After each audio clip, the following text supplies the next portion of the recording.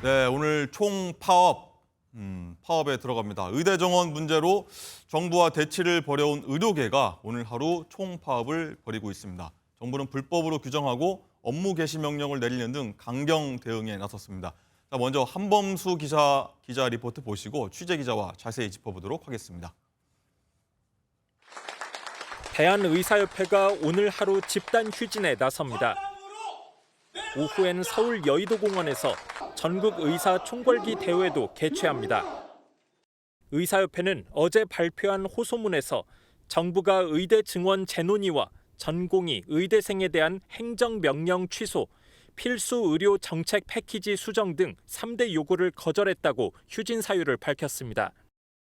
동네 병원들의 집단 휴진 예고에 시민들은 걱정과 비판의 목소리를 높였습니다.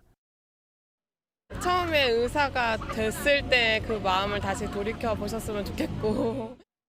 정말 위급한 상황이 있는 건 국민들의 목숨이기 때문에 정부는 강경 대응 기조를 이어갔습니다.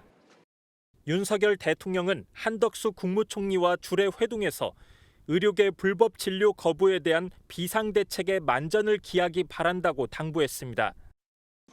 정부는 이면택 회장 등 의협집행부 17명에게 집단 행동 및 집단 행동 교사 금지 명령을 내렸습니다. 또 사업자 단체인 의협이 개별 사업자인 개원이의 경쟁 활동을 부당하게 제한했다며 담합 동원으로 공정거래위원회에 신고했습니다.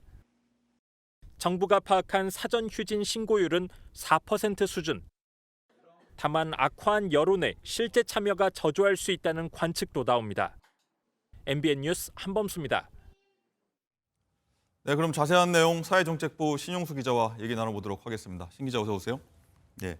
자, 의료계가 오늘 오후에 모여서 총궐기 대회 한다고 하자 정부가 조금 전입니다. 동네 개원이 대상으로 업무 개시 명령을 내렸어요. 네, 정부는 진료 명령과 휴진 신고 명령에 이어 오늘 아침 9시부터는 업무 개시 명령을 내렸는데요. 지난 13일 집계된 휴진율은 4%지만 지자체 집계선 지역마다 10% 내외 수준으로 파악된 만큼 의료 공백을 최소화하겠다는 겁니다. 정부는 일방적인 진료 취소로 환자의 피해를 주는 경우 진료 거부로 전원 고발 조치할 계획이라고 밝혔습니다. 그렇군요. 자, 그런데 오늘 꼼수 휴진을 한다는 그런 동네 병원들도 있을 거라고 하더라고요. 이게 뭔가요? 오늘 개원이들의 휴진 참여는 크게 전면 휴진과 오전만 진료로 나뉘는데요. 신고를 하지 않은 개원이 중에서도 병원 문만 열어두고 의사가 자리를 비우거나 네. 오전에 소수 환자만 진료하는 편법을 쓰는 경우도 있다고 알려졌습니다. 또 동네 병의원뿐만 아니라 대학병원 교수도 휴진에 참여하는 만큼 환자들의 불편은 더 커질 것이라는 우려입니다. 자, 그렇군요. 자, 이런 상황에서 이 서울대병원 교수 비상대책위원회가 의대 증원 재논의를 포함한 3대 요구안을 어제 발표했더라고요. 네, 비대위는 정부의 전공의 행정처분 취소와 더불어 상설 의정협의체 그리고 의대 증원 재정원 등 3가지를 요구했는데요. 교수들은 우선 병원과 학교를 떠난 제자들의 보호에 최우선을 다한다는 입장입니다. 자식 같은 전공의 학생들이 밖에 나간 지 4개월이나 되어 가는데 그들이 어떻게 되든 상관없이 교수는 병원에 남아 환자 치료나 계속하는 것이 천륜을 저버린. 네, 그럼 일단은 아픈 환자들 대체 이거 어떻게 하라는 겁니까? 네, 일단 대학병원 교수들은 응급실과 중환자실의 중증, 응급, 희귀질환 치료에는 차질이 없도록 한다는 입장입니다. 하지만 어제 무기한 휴진을 시작한 서울대병원에선 재수술할 교수가 사라지거나 담당 교수가 바뀌는 등 환자 불편이 속출했습니다. 이 수술을 해준 선생님하고 이걸 커넥션을 해놔야지 우리가 지금 가든 내일 가든 일주일 후에 가든 할 텐데 응급의학과 젊은 의사만 봤어요. 이 허리 수술을 담당한 사람은 못 봤죠. 여기 나오기 그 일주일 전에 안 된다고 취소를 하셨더라고요. 그러니까 이렇게 취소하면 어떡하냐고 그랬더니 지금 아시잖아요. 한국이 대란이라고. 정부도 응급의료법에 따라 전국 408개 응급실은 24시간 정상 가동한다는 계획을 밝혔는데요. 네. 또 응급의료 포털에서 인터넷과 앱을 통해 오늘 문을 여는 병의원 정보를 제공하고 119나 보건복지부 콜센터 119로도 안내를 진행한다는 계획입니다. 그렇군요. 자, 의대 교수들 입장 좀 보니까 이렇게 있습니다. 환자보다 좀 제자들 더 위한다 이런 대목을 좀 읽혀지긴 하는데 어쨌든 이 사태를 보면은 뭐 의사들이 그래서 밥그릇 챙기기냐 아니다. 이 고품질 의료 서비스를 유지하기 위한 어떤 방편이다. 이렇게 말들이 좀 엇갈리는 것 같아요. 이 넉 달째 이어지는 의료대란의 핵심은 결국 의대 증원에 따른 전공의와 의대생의 이탈입니다. 전공의와 의대생들은 비슷한 세대에서 경쟁해야 할 예비 의사가 급격히 늘어나는데 거부감이 큰 상황입니다. 이에 의대 증원을 포함해 정부의 의료개혁을 전면 백지화하는 요구안을 내놓은 채 병원을 떠난 겁니다.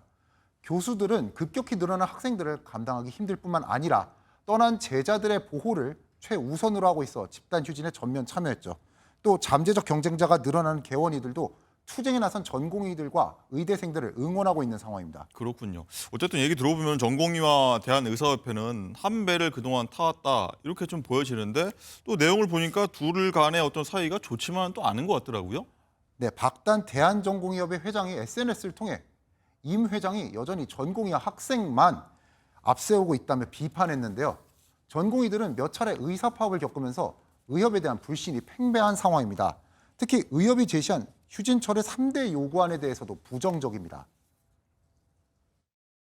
기본적으로 의대 증원이나 패키지는 백제화시키기를 바라니까 요 백제화부터 시작하고 이제 뭐 다시 뭘 하든가 해야 하는데 그냥 이제 약간 뭐 수정 보완 약간 그런 식으로 말하니까 반감을. 의협과 정부가 합의해도 전공의가 복귀하기 기대하기는 어려워 보입니다. 네, 어쨌든 이제 윤 대통령과 정부는 강경 대응에 나섰습니다. 어쨌든 오늘 총파업을 강행하게 된다면 자, 어떤 처벌이 내려집니까? 윤 대통령은 공식 입장을 통해 불법 진료 거부에 대한 비상 대책에 만전을 기해달라고 당부했는데요.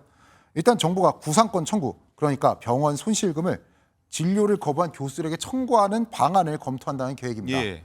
또 의협을 공정거래위원회에 신고하고 집행부 대상으로 집단행동 금지 명령을 내리면서 처벌을 위한 법적 근거 마련에 나섰습니다. 특히 임 회장이 휴진 불참 의사를 비난하고 휴진 독려 발언을 이어온 만큼 책임을 피하기는 쉽지 않아 보입니다. 네, 그렇군요. 다 떠나서 의사의 히포크라테스 선서라고 있지 않습니까?